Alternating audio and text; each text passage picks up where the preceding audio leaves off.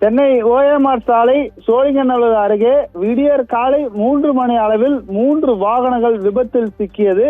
இதில் 2 ஓட்டுநர் உட்பட 5 ஐடி ஊழியருக்கு சிறிய காயம் ஏற்பட்டுள்ளது.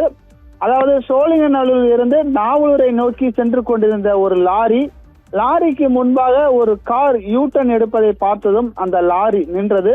அதே போல் அந்த லாரிக்கு பின்புறத்தில் ஐடி ஊழியர்களை ஏற்றி வந்து கொண்டிருந்த வேனும் நின்றது. அதே போல் அந்த வேனுக்கு பின்புறத்தில் ஒரு காரும் நின்றது. அந்த காருக்கு பின்புறத்தில் வந்து கொண்டிருந்த ஒரு லாரி அந்த காரின் மீது மோதி, அந்த கார் அந்த வேனின் மீது மோதி, அந்த வேன் முன்னாடி நின்று கொண்டிருந்த லாரி மீது மோதி, தொடர்ந்து 3 வாகனங்கள் மோதிக்கொண்டதில் 3 வாகனங்களும் விபத்தில் சிக்கி 3 வாகனங்களும் சேதமடைந்தது. இந்த விபத்தில் 2 ஓட்டுநர் உட்பட 5 ஐடி ஊழியருக்கு ஒரு சிறிய காயமும் ஏற்பட்டது. தகவல் அறிந்து வந்த பள்ளிக்கரணை போக்குவரத்து புலனாய்வு பிரிவு போலீசார் விபத்து குறித்து விசாரணை மேற்கொண்டு வருகின்றனர். விடியற் காலையில் நடந்த இந்த விபத்தில் ஓஎம்ஆர் சாலையில் விடியற் காலை ஒரு பரபரப்பான சூழல் ஏற்பட்டது. ஆனந்தி, தகவல்களுக்கு நன்றி குமார்.